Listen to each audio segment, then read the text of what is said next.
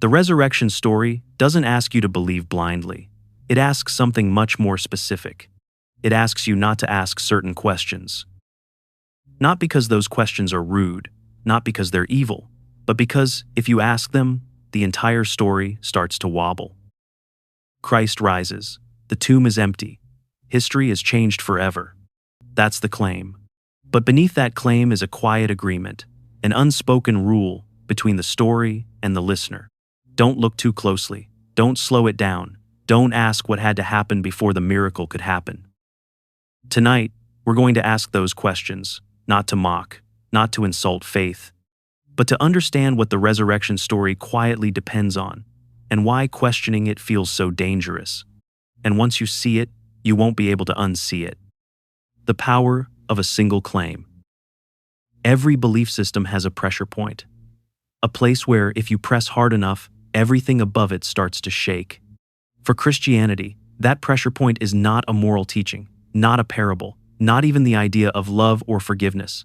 It is a single historical claim, simple on the surface, absolutely enormous in consequence.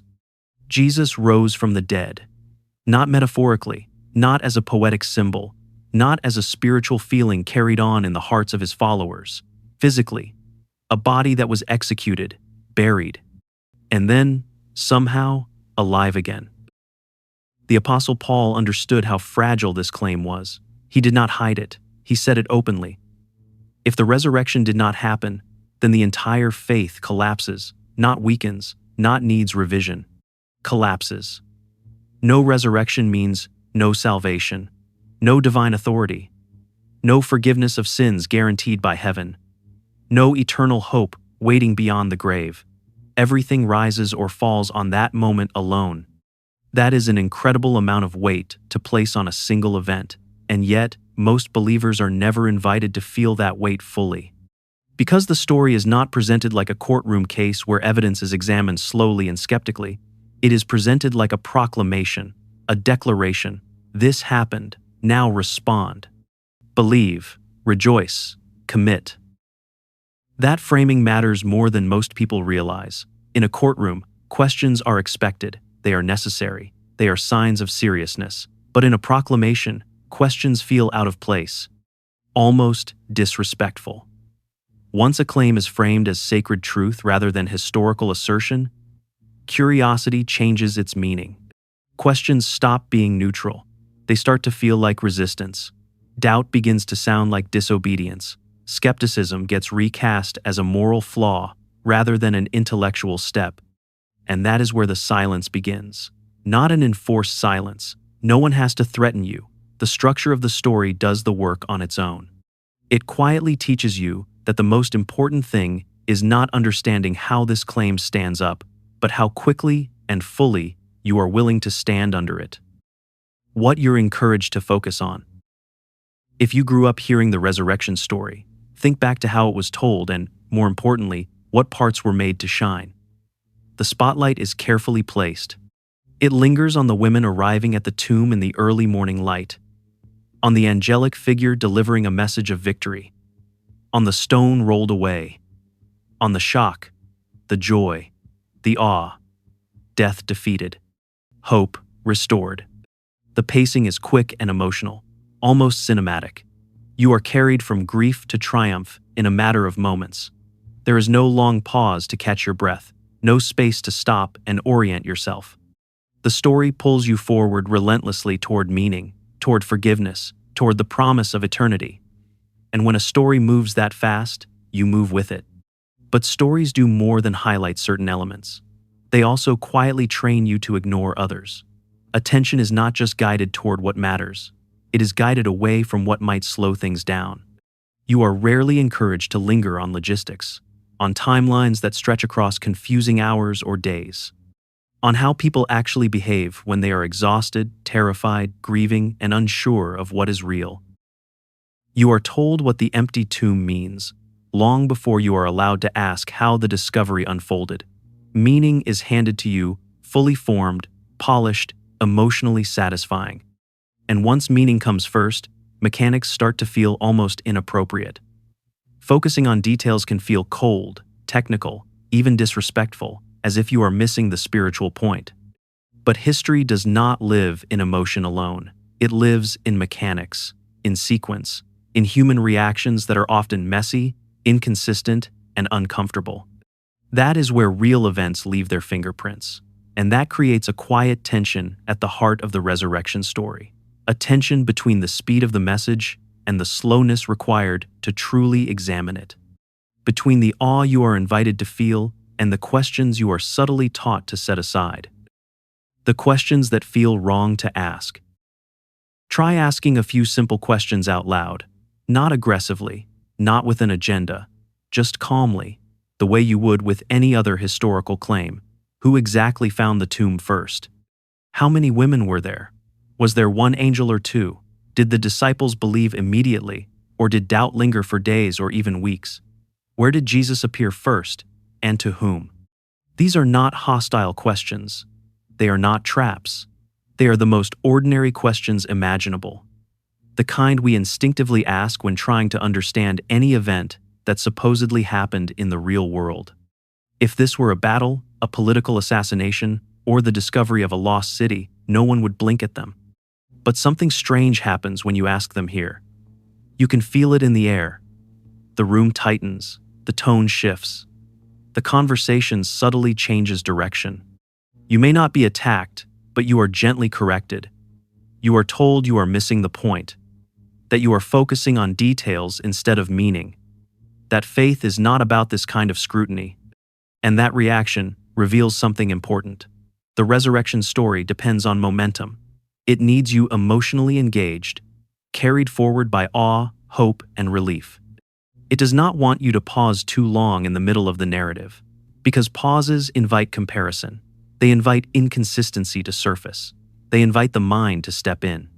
When questions slow the story down, they threaten the spell. Not because answers do not exist. There are answers, many of them, but they do not all line up neatly. They pull in different directions. Harmonizations are required. Explanations stack on top of explanations. And that is where discomfort creeps in. Not loud, dramatic discomfort, quiet discomfort. The kind that makes people change the subject. The kind that teaches you, without ever saying it outright, that some questions are better left unasked if you want the story to keep working the way it always has. Contradictions versus harmony. When contradictions in the resurrection accounts are pointed out, the response is often immediate and confident. The stories do not conflict, you are told. They complement each other. Different perspectives, different details, one shared truth underneath it all. On the surface, that explanation sounds reasonable, even comforting. It works right up until you imagine applying the same logic anywhere else. Picture 4 witnesses describing the same event in a courtroom. One says 2 people were present. Another says 3. One describes a conversation that the others never mention. Another places the key moment at a different time entirely. No judge would lean back and smile at this. No jury would nod along and call it harmony. They would call it a problem. Not because witnesses must be perfect, but because contradictions change how confidence is assigned. They force careful scrutiny. They invite doubt. That is how truth-seeking normally works. But the resurrection story asks for a different standard. It depends on you treating contradiction here not as a warning sign, but as a feature of faith itself. Differences are reframed as depth rather than inconsistency. Tension becomes mystery, and mystery becomes something you are praised for accepting rather than resolving. This is where a quiet psychological shift takes place. Doubt stops being an intellectual response to conflicting information and becomes a moral issue. Questioning is no longer about understanding what happened. It is about whether your heart is in the right place. And once doubt is moralized, the calculation changes. Asking questions now carries a cost. It risks signaling disloyalty. It risks being seen as spiritually immature. So the safest option becomes silence. Not because the contradictions disappeared, but because treating them seriously would mean stepping outside the role the story expects you to play. The missing years of scrutiny. Here is something that is rarely emphasized when the resurrection story is told. It was not written down immediately. There was no reporter at the tomb. No contemporary record filed away for later verification. The earliest written accounts appear decades after the events they describe. In the meantime, the story lived orally. It was told and retold, shared in small groups, repeated in gatherings of people who already believed the message at its core. By the time the words were written, they were not raw memories frozen in time. They were shaped narratives, carried by communities whose identity depended on them. In other words, the resurrection story was not preserved under neutral conditions. It did not sit untouched, waiting for historians. It lived inside churches, inside sermons, inside worship. It was repeated to inspire courage, reinforce faith, and strengthen commitment. And stories told for meaning tend to evolve toward meaning. Over time, details smooth out, awkward edges are rounded, symbolism deepens, certainty hardens. This is not unique to Christianity. It is how human storytelling works, especially when the story carries emotional and existential weight. That does not automatically mean deception. It does not require bad intentions or conscious manipulation, but it does mean something important. The resurrection story depends on you not treating it like raw data. Because raw data invites comparison. It invites cross-examination.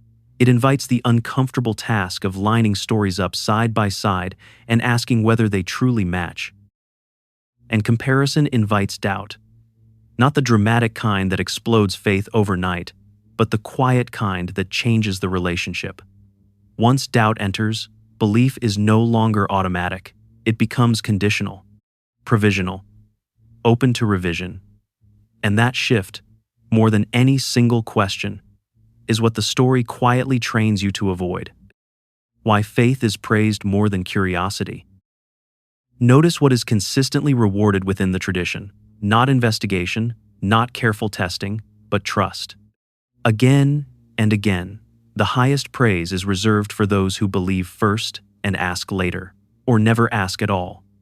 Curiosity is tolerated only up to a point, and that point is always safely behind belief. There is a single line that captures this better than any doctrine. Blessed are those who have not seen and yet believe. It is often read as gentle reassurance, a soft embrace for those who struggle with doubt. But it is also deeply revealing. It quietly reframes belief without evidence as a moral virtue rather than a temporary position. Once belief itself is treated as something noble, questioning begins to feel like a flaw, not a step toward understanding, but a sign of weakness, a lack of trust, a failure to fully surrender. Over time, this trains the mind in subtle ways. You stop asking certain questions not because you cannot ask them, but because you learn what kind of person asking them would make you. And once belief becomes a moral achievement, changing your mind becomes something else entirely.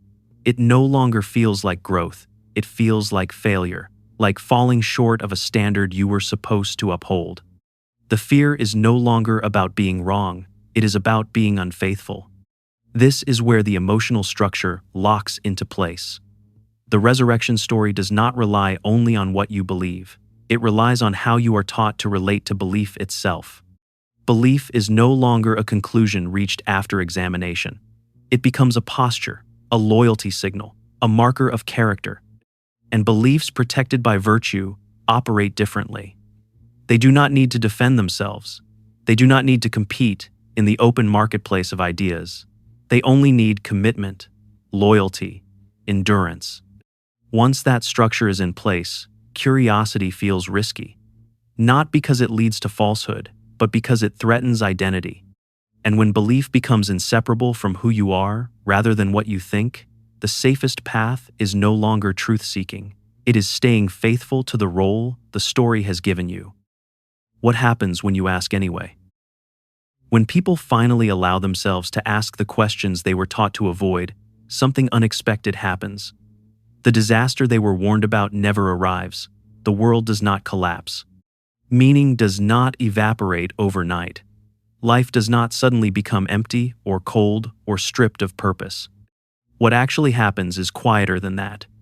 Fear begins to dissolve. Slowly at first, then all at once. People realized that asking questions was never the real danger. The real loss was certainty. And certainty had been doing a great deal of emotional work behind the scenes. Certainty provided structure. It told you who you were and where you belonged. It gave your suffering a reason and your future a shape. It wrapped complex questions in simple answers and called that peace. Losing it can feel like losing a home. That is why the resurrection story depends on certainty more than on truth claims alone. Certainty feels like safety. It feels like solid ground under your feet. Uncertainty, by contrast, feels like falling, like stepping off the edge with no guarantee of what comes next. But here is what many discover only after the fall. You do not disappear. You do not break apart. You do not become less human. The ground you thought you needed turns out not to be the only way to stand. Falling, sometimes, is just stepping into open space, a space where questions are allowed to breathe, where belief is no longer enforced by fear of loss, where meaning is something you participate in, not something handed to you fully formed. For many, that space is not emptiness, it is honesty. And once you experience that, the idea of going back to silence feels far more frightening than the uncertainty that once terrified you. The story beneath the story. Here is the deeper layer most discussions never reach. The resurrection is not only a claim about a body leaving a tomb, it is a promise aimed directly at the oldest human fears. It tells us that death is not final, that injustice does not get the last word, that suffering is not random or meaningless. This is why the story has endured, not because of the details alone, but because of what it offers emotionally. It answers questions that sit beneath all others. What happens to us when we die? Whether pain has purpose, whether love survives loss, the resurrection speaks to those questions with confidence and finality. But here comes the uncomfortable realization. Those hopes are not unique to Christianity. They did not begin with an empty tomb. Humans carried them long before this story was told, and they carry them still. Long before the Gospels, people imagined afterlives, judgment, renewal, and victory over death. Long before Jesus, myths and philosophies promised cosmic justice and rebirth. That does not cheapen the story, but it does change how we understand it. It suggests that the resurrection may not be the source of these hopes, but one of their expressions. A narrative shaped around desires that were already deeply human, which raises a quiet and unsettling question. Did the story create the hope, or did the hope create the story? That question does not accuse, it simply reorders cause and effect. And that reordering is powerful, because if hope came first, then belief looks different.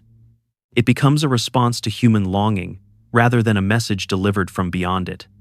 And that question, more than any contradiction or missing detail, is the one you were never supposed to ask.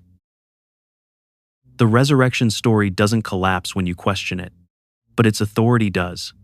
Because authority depends on silence, on trust, without inspection, and once you allow yourself to ask freely, the story changes shape. It becomes one explanation among many, one myth carrying human longing, one attempt to answer fear with certainty. And that doesn't make you empty, it makes you honest, because truth doesn't fear questions, only systems do. So ask anyway, ask slowly, ask gently, ask without shame. And if this made you uncomfortable, good. That discomfort is where thinking begins. If you value truth over comfort, curiosity over tradition, and honesty over inherited certainty, stay curious and don't stop asking.